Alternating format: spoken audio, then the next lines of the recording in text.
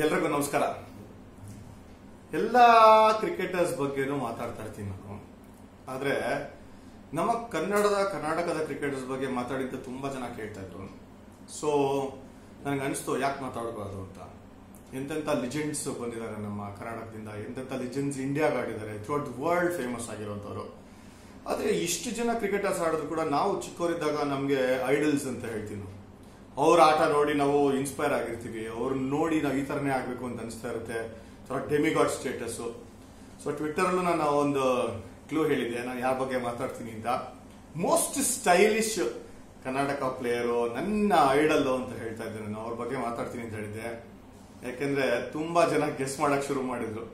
KL Rahul Dravid, Anil Kumble, ಜವಾಗಲ್ Srinath ಅಂತೆಲ್ಲ ಹೇಳಿದ್ರು. And ನನಗೆ ಅನಿಸ್ತಾ ಇತ್ತು ಇಲ್ಲ ಈ ಟೈಮಲ್ಲಿ ವಿಡಿಯೋ ಮಾಡಲೇಬೇಕು ಅಂತ. ಸೊ ಅವ್ರ ಬಗ್ಗೆನೇ ಇವತ್ತಿನ ದಿವಸ ಮಾತಾಡ್ತೀನಿ ನಾನು. ನನಗೆ ಐಡಲ್ ಅಂತ ಯಾಕಂತ ಇದೆ ಅಂದ್ರೆ ನಾವು ಚಿಕ್ಕವರಿದ್ದಾಗ ಅವ್ರ ಹೆಸರು ಹೇಳಿ ನಾನು ಈ ತರ ಆಗ್ಬೇಕು ಅಂತ ಯೋಚನೆ ಮಾಡ್ತಾ ಇದ್ದೀವಿ ನಾವು.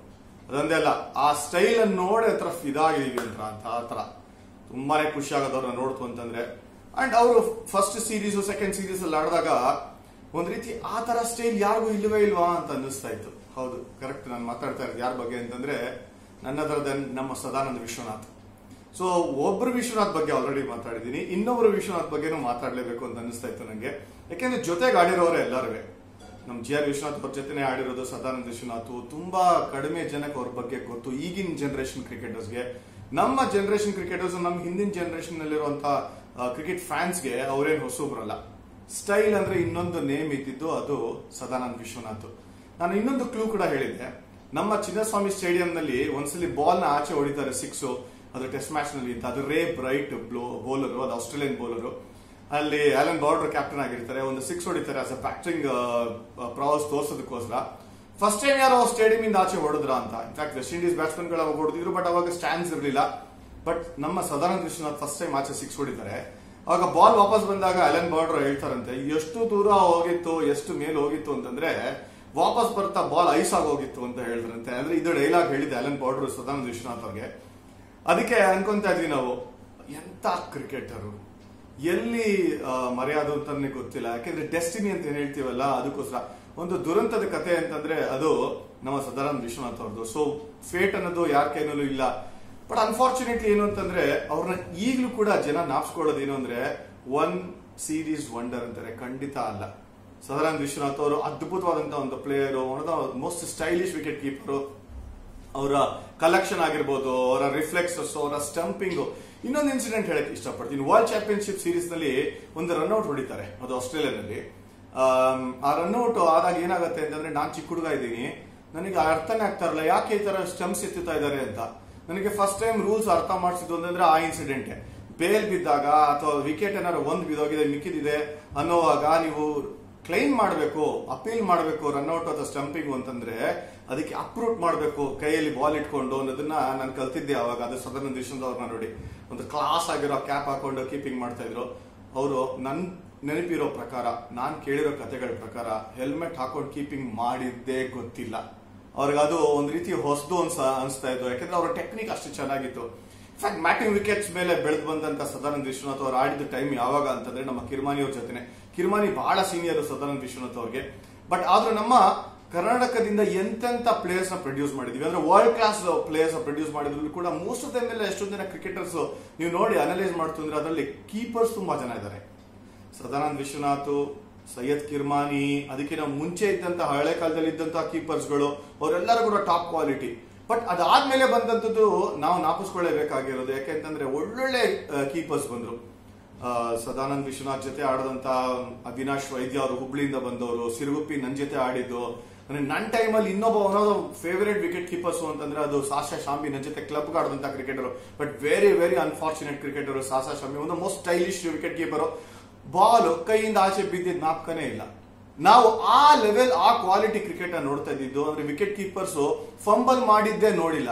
ಮ್ಯಾಟಿಂಗ್ ವಿಕೆಟ್, ಅನ್ಈವನ್ ವಿಕೆಟ್, ಕೆಟ್ ಅನ್ಕವರ್ಡ್ ವಿಕೆಟ್ಸ್ ಅಲ್ಲಿ ಆಡಿರುವಂತ ವಿಕೆಟ್ ಕೀಪರ್ಸ್ ಹೆಲ್ಮೆಟ್ ಹಾಕೊಂಡು ಆಡಿದ್ರ ಹಂಗಂದ್ರೆ ಏನು ಅಂತ ಕೇಳ್ತಾ ಇದೀನಿ. ಅಂದ್ರೆ ನಾವು ಬೆಳೆದ್ ಬಂತ ಜನರೇಷನ್ಸ್ ಹೇಳ್ತಾ ಇದ್ದೀನಿ ನಾನು. ನಾಪ್ಕ ಇರಬೇಕು ಎಲ್ರಿಗೂ. ಇಂಡಿಯಾಗೆ ಇಬ್ರು ವಿಕೆಟ್ ಕೀಪರ್ಸ್ ಕೂಡ ಆಡಿದ್ದಾರೆ ಇಂಡಿಯಾಗೆ. ಒಂದು ರಾಹುಲ್ ದ್ರಾವಿಡ್, ಒಂದು KL ರಾಹುಲ್ ಇವಾಗ ಆಡ್ತಾ ಇರುವಂತದ್ದು. ಸೊ ಲೆಗೆಸಿ ಕಂಟಿನ್ಯೂ ಆಗ್ತಾನೆ ಇದೆ. ಅದಕ್ಕೆ ಮಧ್ಯದಲ್ಲಿ ತಿಲಕ್ ನಾಯ್ಡು ಅವರು ಕೂಡ ಬಂದ್ರು. ಇವರೆಲ್ಲಾರ್ದು ವಿಕೆಟ್ ಕೀಪಿಂಗ್ ಸ್ಕಿಲ್ಸ್ ನೋಡ್ತು ಅಂತಂದ್ರೆ ಔಟ್ಸ್ಟ್ಯಾಂಡಿಂಗ್ ವಿಕೆಟ್ ಕೀಪರ್ಸ್ ಎಲ್ಲಾರು ಡೊಮೆಸ್ಟಿಕ್ ಲೆವೆಲ್ ಆಗಿರ್ಬೋದು ಅಥವಾ ಇಂಟರ್ನ್ಯಾಷನಲ್ ಲೆವೆಲ್ ಎಲ್ಲ ಆಡಿರ್ಬೋದು. ಇವರೆಲ್ಲ ಹೆಸರು ಮೆನ್ಷನ್ ಮಾಡಿದ್ರು. ಬಟ್ SVC ಬಗ್ಗೆ ಯಾಕೆ ನಂಗೆ ಅಷ್ಟು ಒಲವು ಅಂತ ಹೇಳ್ತೀನಿ, ಡೆಸ್ಟಿನೀಸ್ ಚೈಲ್ಡ್ ಅಂತಾರಲ್ಲ ಆ ತರ. ಬ್ಯಾಟಿಂಗ್ ಅಲ್ಲಿ ಒಂದೇ ಅಲ್ಲ, ಧೈರ್ಯವಾಗಿ ಆಡುವಂತ ವಿಕೆಟ್ ಕೀಪರು, ಇನ್ಸ್ಪೈರಿಂಗ್ ಕ್ಯಾರೆಕ್ಟರ್, ಅಷ್ಟೇ ಒಳ್ಳೆ ಫ್ಲೇರ್ ಇತ್ತು, ಅಷ್ಟೇ ಒಳ್ಳೆ ಸ್ಟೈಲ್ ಇತ್ತು ಅವ್ರಿಗೆ. ಅಂದ್ರೆ ಸ್ಟೈಲ್ ಒಂದೇ ಅಲ್ಲ, ಅದು ಪರ್ಫಾರ್ಮೆನ್ಸ್ ಕೂಡ ಅದೇ ತರ ಇತ್ತು. ಈಗ ಒಂದು ಇನ್ಸಿಡೆಂಟ್ ಜ್ಞಾಪಕ ಇದೆ ನನಗೆ. ತುಂಬಾ ಜನ ಹೇಳ್ತಾ ಇದ್ದಿದ್ದು, ನಮ್ಮ ಸೀನಿಯರ್ಸ್ ಹೇಳ್ತಾ ಇದ್ದಿದ್ದು, ಸದಾನಂದ ವಿಶ್ವನಾಥ್, ಸೈಯದ್ ಕಿರ್ಮಾನಿ ಒಂದೇ ಟೀಮ್ ಅಲ್ಲಿ ಆಡಿದ್ರು. ಅಂದ್ರೆ ಒಂದೇ ಟೈಮ್ ಅಲ್ಲಿ ಆಡಿದ್ರು. ಒಂದ್ ಇನ್ನಿಂಗ್ಸ್ ಇವ್ರು ಕೀಪಿಂಗ್ ಮಾಡಿದ್ರು, ಒಂದ್ ಇನ್ನಿಂಗ್ಸ್ ಅವ್ರು ಕೀಪಿಂಗ್ ಮಾಡಿದ್ರು. ಅಂದ್ರೆ ಎಷ್ಟು ಕಷ್ಟ ಇದೆ ನೋಡಿ. ಆಲ್ರೆಡಿ ವಿಕೆಟ್ ಕೀಪರ್ ಆಗಿ ಸೈಯದ್ ಕಿರ್ಮಾನಿ ಇಂಡಿಯನ್ ಟೀಮ್ ಅಲ್ಲಿ ಇದ್ದಾರೆ. ಅವ್ರು ಇಲ್ಲೇ ಇದ್ದಾಗ ಟೈಮ್ ಅಲ್ಲಿ ಬಂದು ವಿಕೆಟ್ ಕೀಪಿಂಗ್ ಅಲ್ಲಿ ಪ್ರೂವ್ ಮಾಡಿ ಇಂಡಿಯನ್ ಟೀಮ್ ಅಲ್ಲಿ ಬರಬೇಕು ಅಂದ್ರೆ ಎಷ್ಟು ಕಷ್ಟ. ಇವಾಗ ಧೋನಿ ಇರುವಾಗ ದಿನೇಶ್ ಕಾರ್ತಿಕ್ ಆಗ್ಲಿ, ವೃದ್ಧಿಮಾನ್ ಸಾಹ್ ಆಗಲಿ ಎಷ್ಟು ಕಷ್ಟ ಆಗತ್ತೆ ಅಂತ ಗೊತ್ತಿರೋದು. ಬಟ್ ಇಲ್ಲಿ ಕಂಪ್ಯಾರಿಸನ್ ನೋಡಿ ಹೆಂಗಿದೆ ಅಂತ. ಸೈಯದ್ ಕಿರ್ಮಾನಿಗೆ ಮ್ಯಾಚ್ ಮಾಡ್ತಾ ಇದ್ರು ಸ್ಕಿಲ್ ಬೈ ಸ್ಕಿಲ್ ಯಾರು, ಸದಾನಂದ ವಿಶ್ವನಾಥ್ ಅವರು, ಎಸ್ಪೆಷಲಿ ವಿಕೆಟ್ ಕೀಪಿಂಗ್ ಸ್ಕಿಲ್ಸ್ ಅಲ್ಲಿ. ವರ್ಲ್ಡ್ ಚಾಂಪಿಯನ್ಶಿಪ್ಸ್ ಅಲ್ಲಿ ಮುಖ್ಯ ಕಾರಣ ಗೆಲ್ಲೋದಕ್ಕೆ ಅಂತಂದ್ರೆ ಗವಾಸ್ಕರ್ ಅವ್ರ ಬುಕ್ ಅಲ್ಲಿ ಬರೆದಿರೋದು ಸದಾನಂದ ವಿಶ್ವನಾಥ್ ಅಂತ ಹೇಳ್ತಾರೆ. ಅದರಲ್ಲಿ ಎರಡು ಮಾತು ಇಲ್ವೇ ಇಲ್ಲ. ಎಲ್ಲರ ಮನನ ಸೆಳೆದಿರೋದು ಅಂತಂದ್ರೆ ಅವರ ವಿಕೆಟ್ ಕೀಪಿಂಗ್ ಸ್ಕಿಲ್ಸ್ ಪ್ರಕಾರ. ಡೌನ್ ದ ಲೆಗ್ ಎಷ್ಟು ಚೆನ್ನಾಗಿ ಕಲೆಕ್ಟ್ ಮಾಡ್ತೀನಿ. ಇನ್ಫ್ಯಾಕ್ಟ್ ಫಾಸ್ಟ್ ಬೌಲರ್ಸ್ಗೆ ನಾನು ಹೆಸರಲ್ಲ ಅವ್ರನ್ನ. ಅವ್ರ ಬೌಲಿಂಗ್ ನಲ್ಲಿ wicket keeping up to the stumps, ಅಂದ್ರೆ ಸ್ಟಂಪ್ಸ್ ಹತ್ರ ನಿಂತ್ಕೊಂಡು ಕೀಪಿಂಗ್ ಮಾಡ್ತಿದ್ದು ಸದಾನಂದ ವಿಶ್ವನಾಥ್ ಅವರು. ಅಲ್ಲೇ ಗೊತ್ತಾಗ್ತದೆ ಅವರ ಒಂದು ಎಬಿಲಿಟಿ ಏನು, ಅವರ ಟ್ಯಾಲೆಂಟ್ ಏನು ಅಂತ. ಅನ್ಫಾರ್ಚುನೇಟ್ಲಿ ಅವರು ಜಾಸ್ತಿ ವರ್ಷ ಇಂಡಿಯಾಗ ಆಡಕ್ ಆಗದೆ ಇರ್ಬೋದು. ಅವ್ರು 3 ಟೆಸ್ಟ್ ಆಡಿದ್ದಾರೆ, 22 ಒನ್ ಡೇ ಆಡಿದ್ದಾರೆ. ಅದೆಲ್ಲ ಪಕ್ಕಕ್ಕೆ ಇಟ್ಬಿಡ್ಬೇಕು. ನಂಬರ್ಸ್ ಇಂಥ ಪ್ಲೇಯರ್ ಗಳ ಬಗ್ಗೆ ಮಾತಾಡೋಂಗಿಲ್ಲ. ಹೆಂಗ್ ಕಲೆಕ್ಟ್ ಮಾಡ್ತಾ ಇದ್ರು, ಎಷ್ಟು ಸ್ಟೈಲಿಶ್ ಆಗಿ ಇದ್ರು, ಅಂದ್ರೆ ಯಾವ ತರ ಒಂದು ಫ್ಲೇರ್ ತಂದ್ರು ಈ ಗೇಮ್ಗೆ ಅಂಡ್ ನಮ್ಮ ಕನ್ನಡದ ಶೋಭೆ ಅಂತ ಹೇಳ್ತಾ ಇದ್ರು.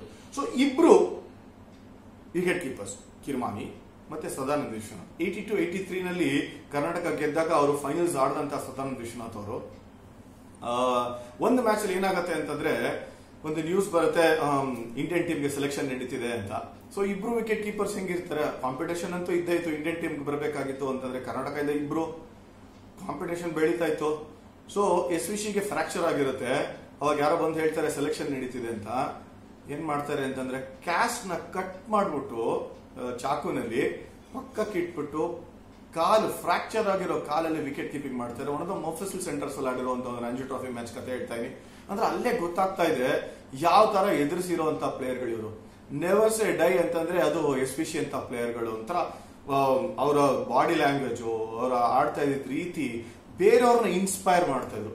ಬಟ್ ಫ್ಲಿಪ್ ಸೈಡ್ ಯೋಚನೆ ಮಾಡಿ, ಅವ್ರು ಆಡದೇ ಇರೋದಕ್ಕೆ ಕಾರಣ ಅವರೇನಾ ಅಥವಾ ಬೇರೆ ಯಾರ್ದಾರದು ಕೈವಾಡ ಇತ್ತ? ಆ ಪಾಲಿಟಿಕ್ಸ್ ಅಂತ ಮಾತಾಡಿದಿಲ್ಲ, ಅದು ಡೆಸ್ಟಿನಿ ಅಂತ ಹೇಳ್ತೀನಿ. ಕೆಲವು ಸಲ ಅನ್ಫಾರ್ಚುನೇಟ್ ಅಂತ ಹೇಳ್ತೀವಿ, ರಾಂಗ್ ಟೈಮ್ ಅಲ್ಲಿ ಇದ್ರು ಅವರು ಅಂತ. ತುಂಬಾ ಬಿಗ್ ಸ್ಟಾರ್ ಆಗದ ಎಲ್ಲಾ ಲಕ್ಷಣಗಳು ಇದ್ದಿದ್ದು ಅಂತಂದ್ರೆ SVC. Probably Indian team captain ಆದ್ರೂ ಆಗ್ಬೋದಾಗಿತ್ತೇನೋ, ಅವ್ರು ಯಾರು ಗೊತ್ತು, ಅಕಸ್ಮಾತ್ ಇನ್ನೂ ಆಡಿತು ಅಂತಂದ್ರೆ. ಅದಕ್ಕೆ ಕಾರಣಗಳು ಸಾಕಷ್ಟಿದೆ. ಅದಕ್ಕೆ ನಾನು ಹೇಳ್ತಾ ಇದ್ದೆ ಇದೊಂದು ಸ್ಯಾಡ್ ಸ್ಟೋರಿ ಅಂತ. ಇನ್ಫ್ಯಾಕ್ಟ್ ನಾನು BUCC ಆಡುವಾಗ, ನಮ್ಮ ಕ್ಲಬ್ ಕ್ರಿಕೆಟ್ ಆಡುವಾಗ ನನಗೆ 1-2 ವರ್ಷ ಕೋಚ್ ಆಗಿ ಮತ್ತೆ ಮೆಂಟರ್ ಆಗಿ ಬಂದಿದ್ರು.